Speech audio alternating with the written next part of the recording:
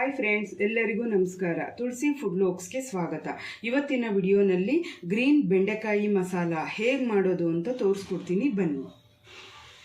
ಇದು ಬಾಣಲಿ ತಗೊಂಡಿದ್ದೀನಿ, ಅದಕ್ಕೆ ಸ್ವಲ್ಪ ಎಣ್ಣೆ ಹಾಕ್ಕೊತಾ ಇದ್ದೀನಿ. ಇದನ್ನು ಕೆಂಪಗಾಗೋವರೆಗೂ ಫ್ರೈ ಮಾಡ್ಕೋಬೇಕು. ನೋಡಿ ಫ್ರೆಂಡ್ಸ್, ಈ ಥರ ಕೆಂಪಗಾದರೆ ಸಾಕು. ಇದು ಒಂದು ಕಡೆ ಎತ್ತಿ ಸೈಡಲ್ಲಿ ಇಟ್ಕೊಬಿಡ್ಬೇಕು. ಅದೇ ಬಾಣಲಿಗೆ ಸ್ವಲ್ಪ ಎಣ್ಣೆ ಹಾಕ್ಕೊತಾ ಇದ್ದೀನಿ.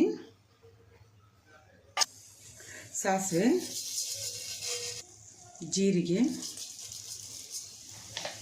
ಕರಿಬೇವು, 3 ಈರುಳ್ಳಿ ಹಾಕ್ಕೊತಾ ಇದ್ದೀನಿ.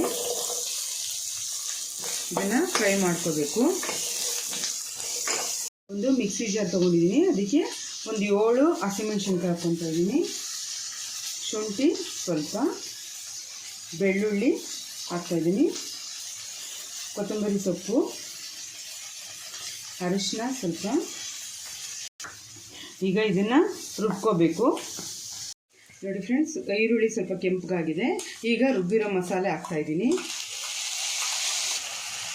ಇದು ಹಸಿ ವಾಸನೆ ಹೋಗೋವರೆಗೂ ಚೆನ್ನಾಗಿ ಫ್ರೈ ಮಾಡ್ಕೋಬೇಕು.